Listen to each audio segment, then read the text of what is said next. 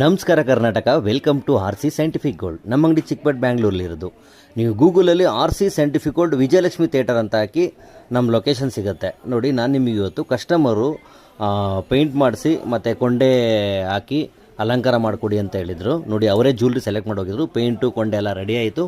ಇವತ್ತು ಜ್ಯುವೆಲ್ರಿ ಅಲಂಕಾರ ಮಾಡಿ ಕಸ್ಟಮರಿಗೆ ಇವತ್ತು ಡೆಲಿವರಿ ಕೊಡಬೇಕು. ನಾನು ಒಂದು ವೀಡಿಯೋ ಮಾಡಿ ಹಾಕ್ತಾಯಿದ್ದೀನಿ ನೋಡಿ. ತುಂಬ ಚೆನ್ನಾಗಿ ಬಂದಿದೆ.